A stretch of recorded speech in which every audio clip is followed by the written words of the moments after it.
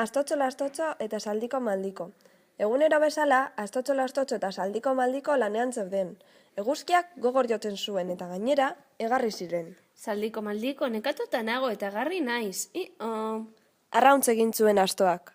Baita ni ere, goazen lakutxo bat aurkitzera. Irrintzi egin zuen saldiak. Bapatean, bi bide zeudela konturatu ziren, gorria eta urdina.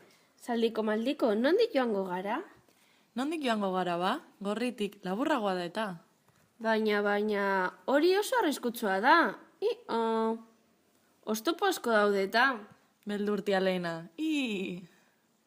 Bapatean, zori baten kanta entzu zuten. Txio, aizue, eskuinetik lehenago iritziko zarete. Bide gorrian oztopo ugari dago. Baita zera ere, Txori madarrikatu horrek zer jakingo du. Esan zuen saldiko maldikok. Ez zirenez ados jarri, bakoitzak bide bat hartu zuen. Saldia gorritik eta astoa urdinetik. Aldapeko sagarraren adarraren puntan, puntaren puntan, txoria zegoen kantari. Txiruliruli, txiruliruli, nor dantzatuko ote du soinutzu hori. Astotxo lastotxo bidean zioala, galduta zegoela konturatu zen, eta ardi bati galdetzea erabaki zuen. Egunon, nor zara? Marrakatu zuen ardiak. Ni arditxo zuritxo naiz, eta zu, nor zara ba? Ba ni astotxo lastotxo naiz. Akizu lakurako bidea? Ba egia esan, ez dakit nondik joan, baina ni ere egarri naiz. Beraz, zurekin joango naiz. Ea ba, guazen nire lagun Oio Potoloren gana, berak jakingo du eta. Ederto, guazen ba. Bitartean, saldiko maldiko, bere bidetik zioala, behin baten, marruak beldurtu egin zuen. Zertan zabiltza? Zergatik egin duzu zarata hori? Beiok horrela hitz egiten dugu, laguntzarik behar alduzu. Ez da pentsatu ere, nik ez dut behar inoren laguntzarik eta askor gutxi... No. Bitartean, saldiko maldiko, bere bidetik zioala, behi baten marruak beldurtu egin zuen. Zertan zabiltza? Zergatik egin duzu zarata hori? Beiok horrela hitz egiten dugu, laguntzarik behar alduzu. Ez da pentsatu ere, nik ez dut behar inoren laguntzarik eta askoz gutxiago zurea. Agur, Astotxo lastotxo eta arditxo zuritxo, kantukazioa zen Oio Potoloren bila.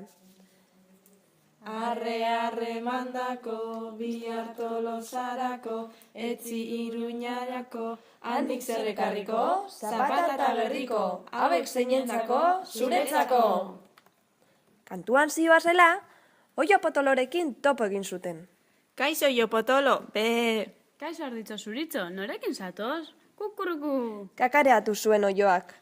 Astotxo lastotxorekin, lagunduko diguzu lakura joaten? Bai, noski, askotan egon naiz bertan, jarraitu nazazue. Esan zuen Oio Potolok. Lakurako bidea hartu zuten hirurek. Bien bitartean, saldiak aurrera jarraitu zuen, baina bapatean estropezu egin zuen txakur bat zapaldu zuelako. Zer egiten duzu biderdian txakur madarikatua? Zure erruagatik erori egin naiz. Sentitzen dut, laguntzarik behar duzu? Wow. Zaunka egin zuen txakurrak. Ez dudala inoren laguntzarik behar, utzi bakean. Orduan, txakurra haserretu egin zen, eta zaunka eginez bere lagunei deitu zien. Saldia beldurrarekin korrika hasi zen eta zulo batera erori zen. Halako batean, astotxo lastotxo, arditxo zuritxo eta Oio Potolo lakura iritsi ziren. Bertan, saldiko maldiko etxekoela ikusi zuten. Beraz, oso arduratuta bere bila joan ziren. Saldiko maldiko, non zaude? Hemen nago lagundu mesedez. Zer gertatu zaizu? Enizun jaramonik egin eta konturatu naiz bide laburra beti ez dela egokiena. Barkatuko didazu, Bai, noski, guazen denok batera ura edatera. Bizi naiz baserrian, animalien erdian, bertzotan kontatuko dizuet mundu guztia dakian, nola nagoen mendian, bizidunen hilobian. Jaikitzen naiz egunero, jarraio eta gero, lanetik eta lanera beti nola ninteke ainero, kalera aldegin edo sartuko naiz gerrillero. Egia ala gezurra, begi bien artean, sudurra.